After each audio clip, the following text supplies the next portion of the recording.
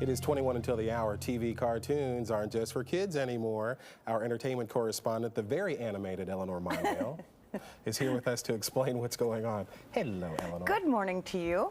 Good morning to you. Okay, now when you think of TV programs that take some really big risks, I'm sorry, you might not think of cartoons, but more and more primetime animation isn't just full color. Sometimes it's downright off color. I feel like I've been trying to be someone else lately, eating food I don't eat, and I'm just not going to do it anymore. And if I don't ever poop again, well, that's just going to be who I am. Cartoons have come a long way since Bugs Bunny and Mickey Mouse. It's a world where characters talk about their sex lives. I have the torso of an 8-year-old boy, so that's always been kind of a problem. Yeah.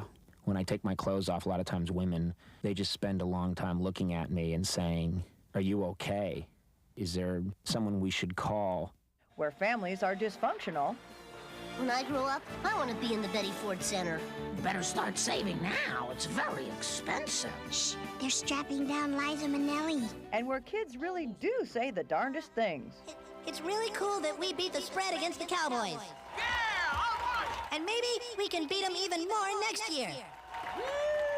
And it's okay to be gay. Now, the kids on South Park might start out as simple cardboard cutouts, but the animators here in Los Angeles have turned them into TV's most controversial cut-ups. There's no doubt that primetime animation is drawing a new line, pushing the boundaries of comedy in TV. The little running back is down. I think he's... Yes, he's been decapitated. Oh my God! They killed Kenny! I think for the first time you have a generation that's grown up with animation and the idea that cartoons can be something other than just kid stuff. Now, would that be good for a man who's constipated? Peggy. Well, I didn't say. King of the Hill had a whole episode about Hank's colon, which you just would never see in any kind of a live-action sitcom, let alone a cartoon, 10 years ago. Pushing the comedy envelope is paying off for King of the Hill. It's a runaway hit with critics and viewers alike. Not every program throws a big party for the staff to celebrate its season premiere. The show's creator also gave us Beavis and Butthead, two guys who'll do anything for a laugh. It's her. Whoa. Yeah. Are we, gonna do it? You got 2 seconds. Is that gonna be enough time? It's a little easier to put an animated character in really embarrassing situations than an actor because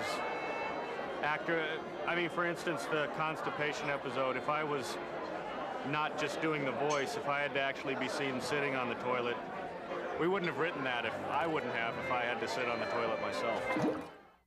Oh, but Marge, am I doomed to spend the rest of my life sweating like a pig? Yeah, not to mention looking like a pig, eating like a pig. Why it captivates people, I don't know. I think maybe because people feel, no matter how bad their own lives are, they're superior to The Simpsons. Duty. Bugger. But The Simpsons really paved the way for all these shows that are now on the air. Skinner is a nut. He has a rubber butt. My theory is that we're regressing as a society. That's why they're so popular. I think a lot of these cartoons make a real point of being politically incorrect. I think that South Park, there's a regular character who gets blown up or killed off every week, and then the next week pops up as if nothing had happened. And that's the kind of thing you can do in cartoons because you can exaggerate that way. If a little piece of construction paper that looks like a Peanuts character gets hit by a bus, it can be funny because that's the joke. But all we need is one little score. Please, please, Jesus. Leave me alone. We wanted the kids to take Jesus on a It's a Wonderful Life thing to go throughout time, and so show Jesus what would happen if he wasn't born. And then we decided that probably wasn't a cool thing to do. If you think these cartoons don't get the respect they deserve, consider this. Both South Park and Dr. Katz are up for Cable Ace Awards, and South Park also did a show against deer hunting, and that episode is up for the High Class Environmental Media Award. All right, now, growing up, young Eleanor, what were your favorite cartoons? I liked Kimba the White Lion, and I loved Speed Racer. What were yours? George of the Jungle was one of mine. Really? Yeah, I like that too. Because Shep, he thought the elephant was a dog. Shep, not faithful pachyderm. Shep, good doggy. You said you could sing the theme song. Yeah. Let's hear the Speed Racer?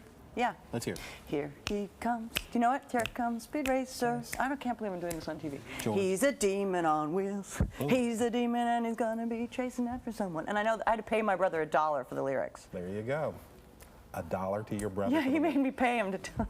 For another time. Eleanor, good to see you as always. Jane? You got to pay Eleanor $1 for singing it, Mark. Don't you think? Yeah,